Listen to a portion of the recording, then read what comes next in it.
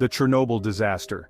Even the name sends chills down your spine. It conjures images of desolation, abandonment, and a silent, invisible menace that lingers in the air. It's a stark reminder of the awesome and terrifying power we wield with nuclear technology. The promise of nearly limitless energy comes with the shadow of potential catastrophe.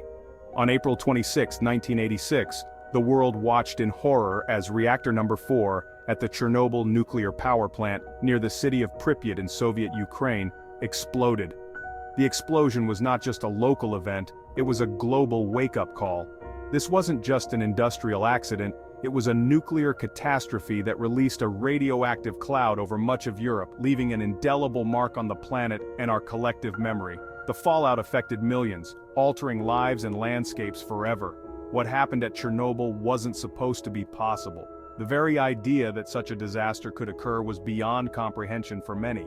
Nuclear reactors were considered marvels of engineering, designed with multiple fail-safes. They were the epitome of human ingenuity, promising a future free from the constraints of traditional energy sources. The Soviets, in their quest to showcase their technological prowess, had assured the world of their safety. They boasted of their advancements, confident in their ability to harness the atom. Yet in the early hours of that fateful morning, a series of events unfolded, exposing critical flaws in both design and human judgment. A routine safety test spiraled out of control, leading to one of the most devastating nuclear accidents in history. Chernobyl stands as a monument to the hubris of mankind, a stark reminder that even with the best intentions, the consequences of our mistakes can be devastating and far-reaching. The once thriving city of Pripyat now lies abandoned, a ghost town frozen in time. It's a story that needs to be told and retold, for in understanding the mistakes of the past, we can hopefully forge a safer path for the future. The lessons of Chernobyl are not just about nuclear power, they are about the responsibilities that come with technological advancement and the need for vigilance, transparency, and humility in the face of nature's immense power. At the heart of the Chernobyl disaster lay a reactor design rife with inherent flaws. These flaws were not just minor oversights, but critical issues that would eventually lead to one of the most catastrophic nuclear disasters in history. The RBMK-1000 reactor, a product of Soviet engineering, was designed to be powerful and cost-effective. The Soviet Union prioritized these aspects to meet the growing energy demands of the nation. However, these priorities came at the cost of safety, a compromise that would have dire consequences. One of the most glaring flaws was the reactor's positive void coefficient. This technical term refers to the reactor's response to the formation of steam bubbles, or voids, in the coolant. In most reactor designs, the formation of these voids would lead to a decrease in reactivity, acting as a natural safety mechanism. However, in the RBMK-1000, the opposite was true. When the reactor heated up and steam bubbles formed, instead of slowing down as a safety mechanism would dictate, it actually increased its power output. This positive feedback loop made the reactor inherently unstable. Imagine a car that accelerates when you hit the brakes. This analogy perfectly captures the dangerous nature of the RBMK-1000's design. Instead of providing a safety net, the reactor's design flaws acted like a ticking time bomb.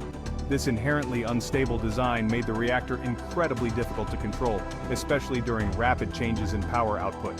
Operators in the control room faced a daunting task, as the reactor's behavior could become unpredictable and dangerous in a matter of seconds.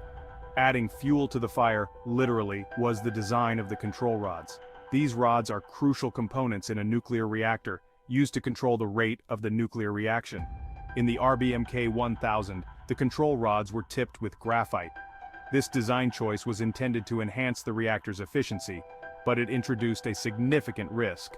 When inserted into the reactor core, the graphite tips initially increased reactivity before the intended effect of slowing down the reaction kicked in. This meant that during an emergency shutdown, the control rods would first cause a spike in power output. This design flaw meant that in an emergency shutdown, the control rods would actually increase power output for a short period, potentially leading to a runaway reaction. The very mechanism meant to ensure safety could, under certain conditions, exacerbate the danger. This fatal combination of design flaws set the stage for the catastrophe that was about to unfold. The Chernobyl disaster was not just a result of human error, but a tragic consequence of a fundamentally flawed reactor design. The lessons learned from this disaster have since influenced nuclear safety protocols worldwide, highlighting the critical importance of prioritizing safety over cost and efficiency in nuclear engineering. While the reactor's design flaws were a recipe for disaster, it was a series of human errors that ultimately lit the fuse. On that fateful night, operators at Chernobyl were conducting a safety test, a routine procedure designed to simulate a power failure. However, due to a combination of poor communication, inadequate training, and a disregard for safety protocols, the test went tragically wrong. The operators, already working under pressure to complete the test, made a series of critical mistakes. They violated numerous safety regulations, disabled crucial automatic safety systems, and failed to recognize the warning signs as the reactor became increasingly unstable. One of the most significant errors was the decision to disable the Emergency Core Cooling System, or ECCS. Intended to flood the reactor with cooling water in case of an emergency, the ECCS was deactivated because it was deemed an interference with the test. This decision, made in the name of expediency, proved catastrophic. When the reactor surged out of control, there was no safety net to catch it.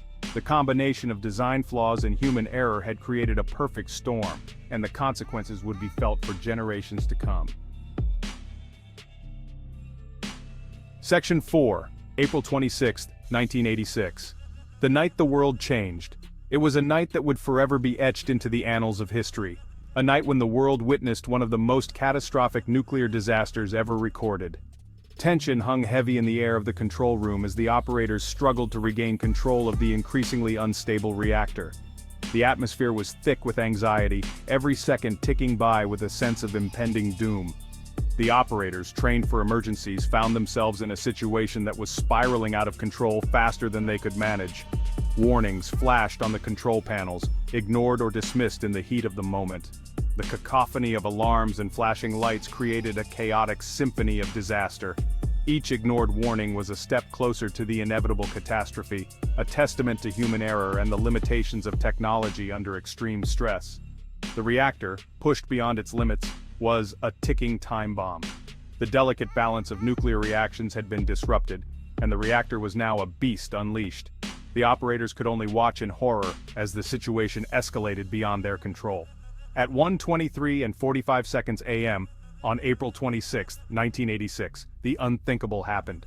The precise moment when the world changed forever, marked by the clock's cold, unfeeling hands.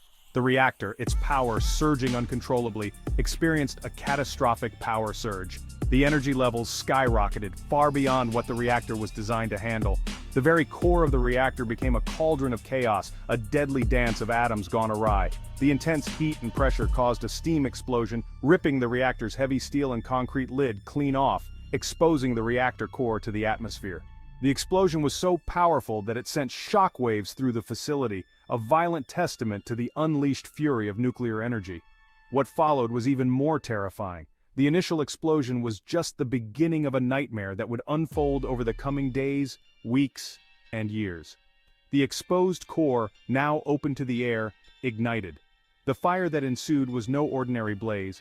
It was a nuclear inferno, feeding on the very heart of the reactor.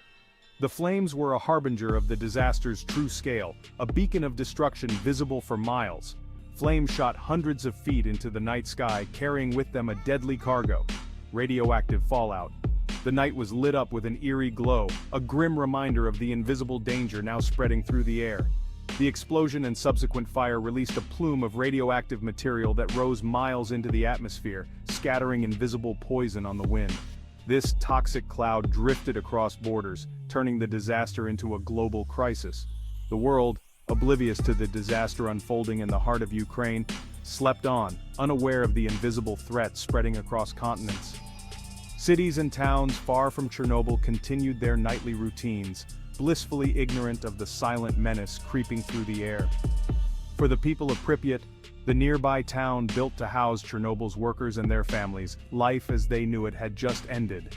The town, once a symbol of Soviet progress and prosperity, would soon become a ghost town, a haunting reminder of the night the world changed. Section 5. Facing the invisible enemy, the immediate aftermath. The immediate aftermath of the Chernobyl explosion was a scene of chaos and confusion. The force of the blast shook the entire power plant, collapsing walls and starting fires. First responders, many of them firefighters with little to no understanding of the invisible enemy they were facing, rushed to the scene. They fought bravely, battling the flames and trying to contain the disaster, unaware that they were being bombarded with lethal doses of radiation. In the nearby town of Pripyat, life initially went on as normal. It wasn't until 36 hours after the explosion that the order came to evacuate. Over 50,000 people were hastily evacuated, told to pack a bag and leave their homes, thinking they would return in a few days. Little did they know, they were saying goodbye to their lives as they knew it. The Soviet Union, initially tight-lipped about the disaster, was eventually forced to acknowledge the severity of the situation as radiation levels spiked across Europe. The world watched in horror as the true scale of the disaster unfolded.